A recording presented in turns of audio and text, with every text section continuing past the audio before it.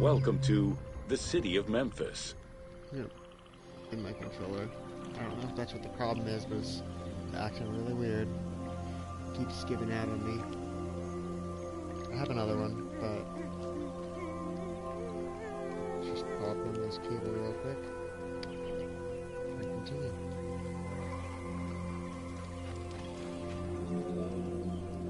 Throughout all ancient Egyptian periods, cities had one thing in common.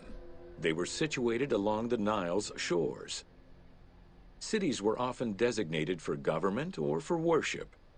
Major cities had several temples dedicated to numerous gods and goddesses.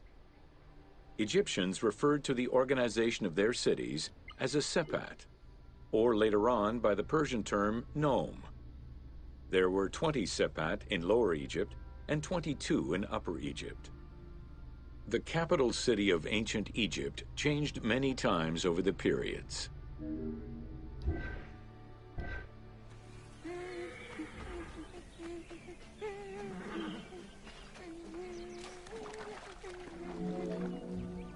One of the largest was Memphis, located in Lower Egypt. It was a key center for religious temples, including their most important deity, Ptah, god of creation.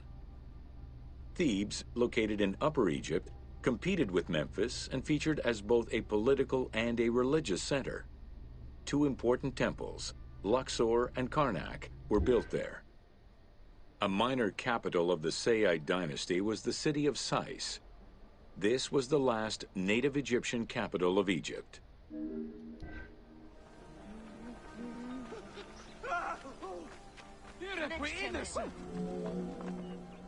During the Third Dynasty, under Pharaoh Djoser, Memphis became the first religious and administrative capital of Egypt. Even when the political capital of Egypt decentralized itself, pharaohs were crowned in this sacred city in order to legitimize their ascension to the throne, up to and including Alexander the Great.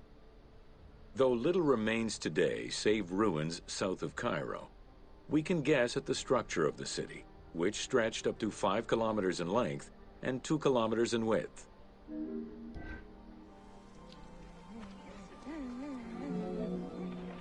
Memphis was also referred to as the City with the 100 Doors, or the White Walls. These names were in reference to the wall which surrounded the city. Under the protection of Ptah, god of craftsmen, the city was a thriving religious and economic hub. I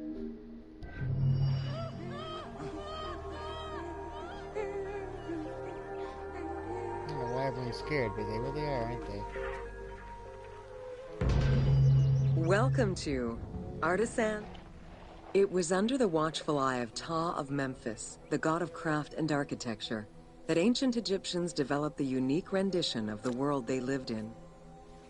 However, it is vital to understand that their view of art, and those who created it, was likely very dissimilar to the modern concept of the word.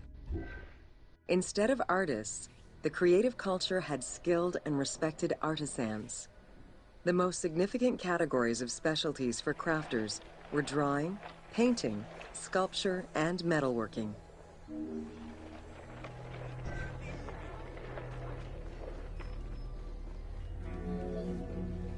Ancient Egyptian craftspeople created both art and a wide variety of mundane, everyday tools. Every item created had a specific purpose and was produced by anonymous artisans who worked alone or with a team. Most crafts, such as pottery and metalworking, were utilized for everyday items. Luxury goods and artwork illustrations served temple rituals and were not meant for public display. Artisans rarely signed their names to the work, though they were clearly aware that they possessed a unique skill and talent for the task.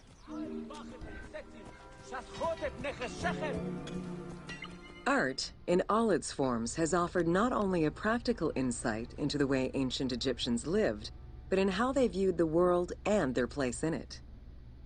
The balance of order and chaos was crucial in both the physical and the metaphysical universes. As a result, their art appears to follow a strict set of stylistic conventions that supported this worldview. From households and palaces to temples and tombs, pottery, papyrus, and textile items were essential to the everyday life of ancient Egyptians.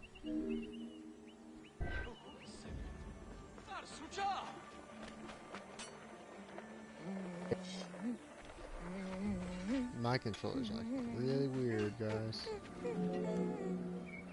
In ancient Egyptian culture, drawing was used as illustration, such as seen in the Book of the Dead.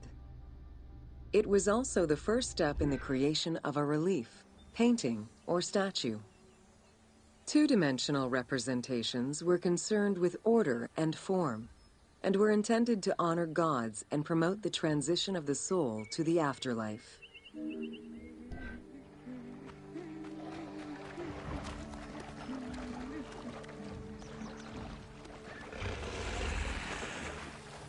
Ooh.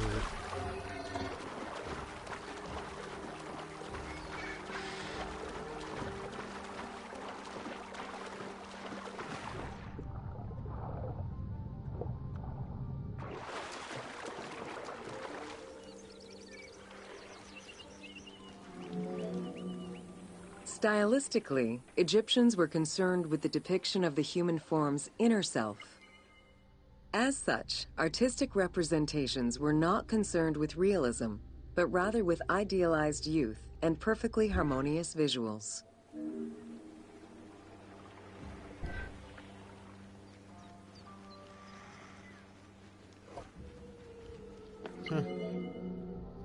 An exception to this were scenes depicting hunting and battle, where the environment and enemies moved in lively, even chaotic ways.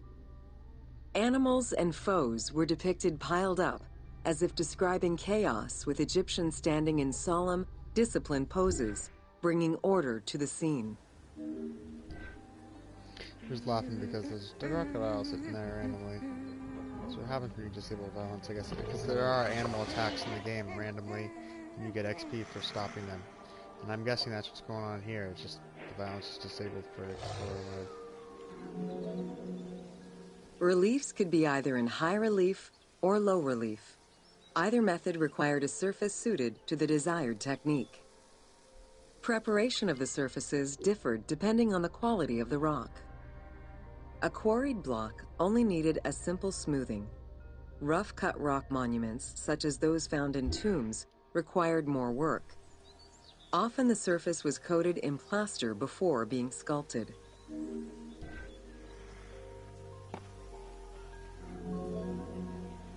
For reliefs, preliminary sketches were drawn in red, then framed with a red grid to position the elements of the scenes. Corrected sketches were in black, and once approved, the scene was ready to be carved. This method likely explains the name given to relief makers, the one who draws the outlines.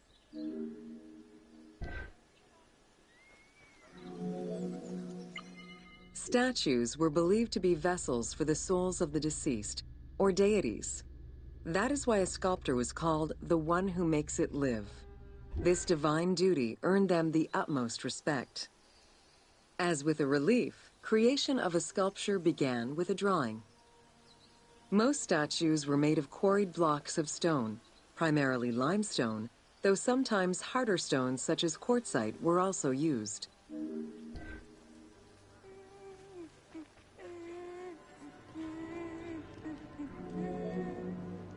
In ancient Egypt, the profession of crafter was organized and relied on a specific hierarchy. Most artisans depended on an institution to provide them with raw materials. There were 3 working levels for craftsmanship: domestic, large estates, and within palace and temple workshops. Some royal workshops, at their largest, covered an area of about 2.8 square kilometers in size.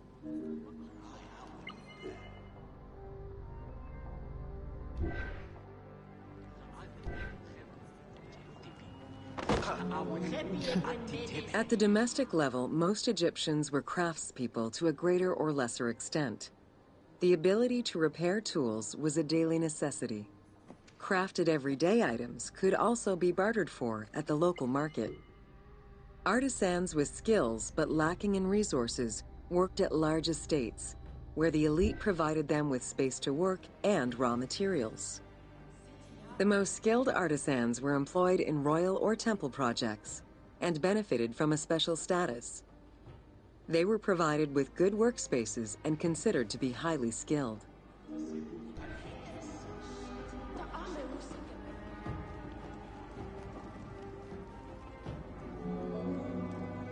An ancient text known as the Satires of Trades has a number of descriptive summaries that offer teasing glimpses into how artisans were perceived. A coppersmith was said to stink and have fingers that resembled crocodile droppings, while potters were said to be like those who lived in bogs. This view was likely exaggerated in order to highlight the most enviable position of all, that of the scribe.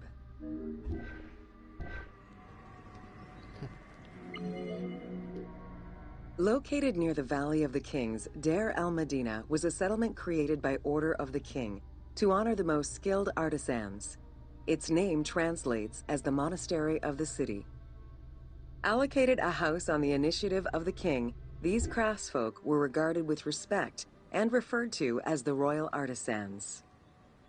Those who lived there worked on the tombs in the Valley of the Kings and its surrounding temples.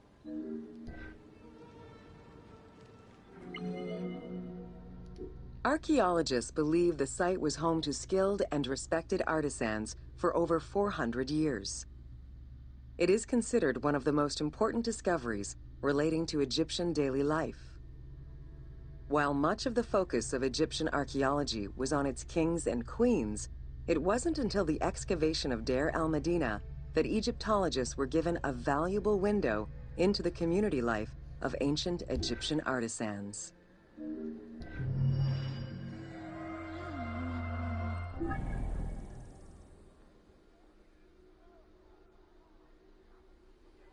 Wow, there are a lot of really long ones here, aren't there?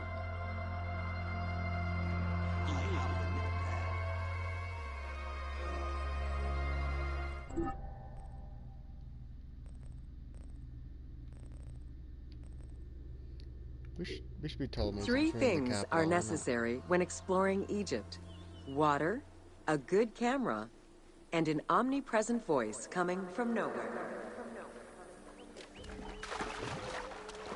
Considering this guy drowns. This woman.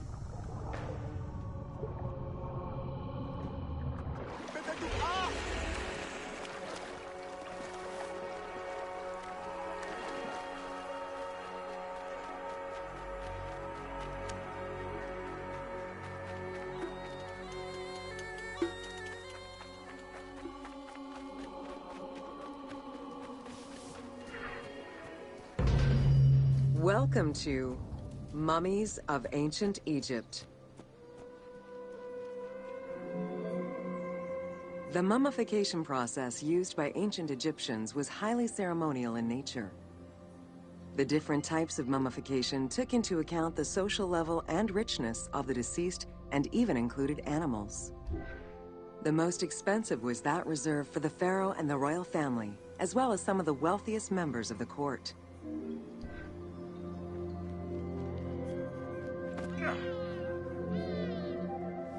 The first step was cleaning. Once bodies arrived at the mummification site, they were placed on inclined tables while the bodily fluids drained away. They were then cleansed by priests until they were deemed ready for the purification process. The purification of the body began with a libation from sacred water. The priest then fumigated the body with terebinth resin.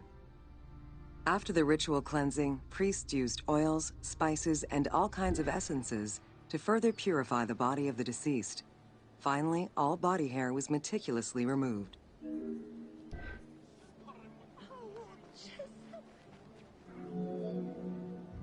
Once the body was properly purified, embalmers removed the organs, following very specific procedures. First, the brain was extracted by inserting a spoon through the nostril to break the ethmoid bone. Then, using a spatula, the pieces of the brain were removed as thoroughly as possible. What matter remained was extracted after a process of liquefaction, achieved through the use of a caustic liquid. The cranial box, once emptied, was rinsed and disinfected with palm wine, and then stuffed with strips of linen cloth and liquefied resin.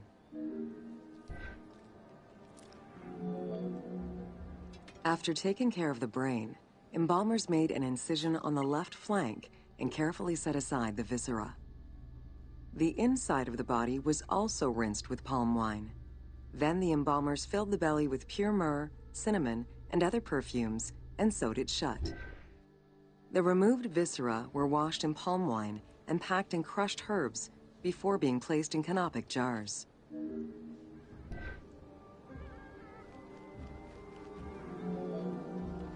Canopic jars were placed close to the sarcophagus or kept in a chest nearby. At first, the viscera were wrapped in tissue and placed in the vases.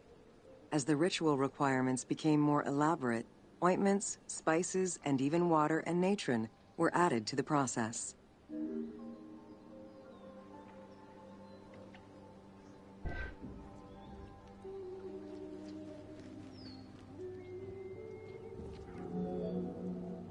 Towards the middle of the New Kingdom, canopic jars assumed the appearance of the 4 sons of Horus. They were known as the protectors of the viscera. These protectors had their own guardians, each a goddess of the dead. Imseti, the human-headed god, protected the liver and was protected by the goddess Iset. Hapi, the baboon-headed god, protected the lungs and was protected by the goddess Nephthys. Dumut-Ef, the jackal-headed god, protected the stomach and was protected by the goddess Neith.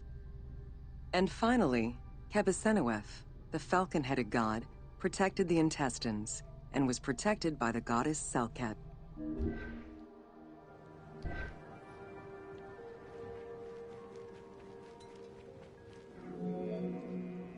Natron is a naturally occurring mineral found in evaporite. These sedimentary rocks are made up of mineral salts and were generally mined from lake beds in Egypt.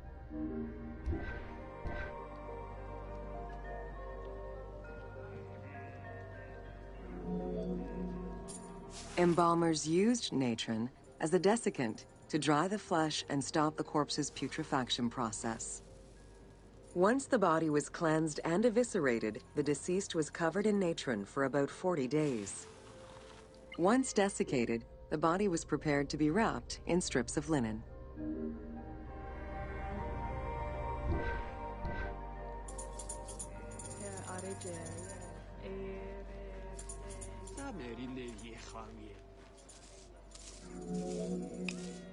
Once the body was fully desiccated by the natron treatment, embalmers oiled, painted, and sometimes even added hair extensions or a wig. They often used a henna-based antiseptic preparation to give the body a more colorful and lively appearance while preparing it to resist molds and fungi.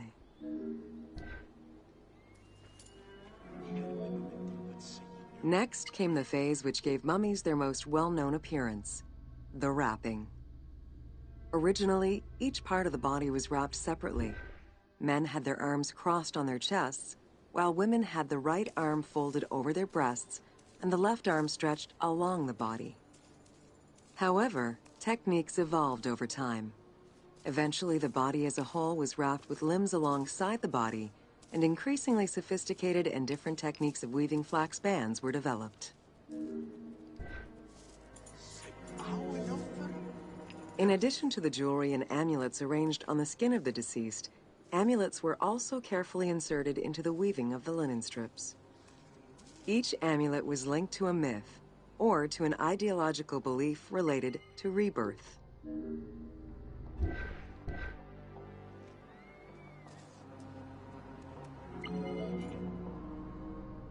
Masks were an important part of a mummy's finery. Early wooden funeral coverings were very expensive, however, and soon replaced by masks created through a technique known as cartonnage. Masks fashioned with this method were created by laying several layers of linen or papyrus pulp on a base made of mud or straw. Cartonnage was used for more than funerary masks. Ornaments and the animal coffins of the late period were also made in such a fashion.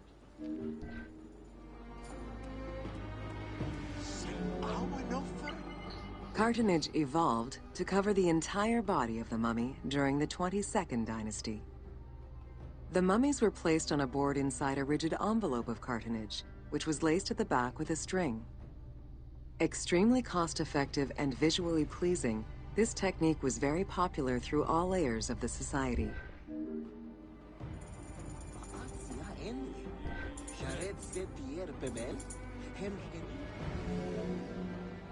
Cartonnage envelopes were usually covered with inscriptions and polychrome decorations, specifying the names and titles of the deceased, scenes depicting daily life, or decorations specific to the funerary world. This was a true gift for Egyptologists eager to study the funerary rites of the ancient Egyptians. Once the mummy was properly wrapped and adorned, the embalmers proceeded with the ceremony of the opening of the mouth. A vital step of the funerary process, this ceremony was meant to bring back to life the deceased themselves or an object representing the deceased.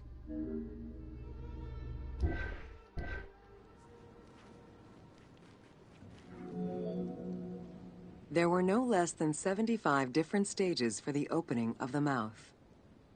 It required the application of the same oils, ointments, spices, and perfumes used during the mummification process. Makeup was sometimes part of the process as well.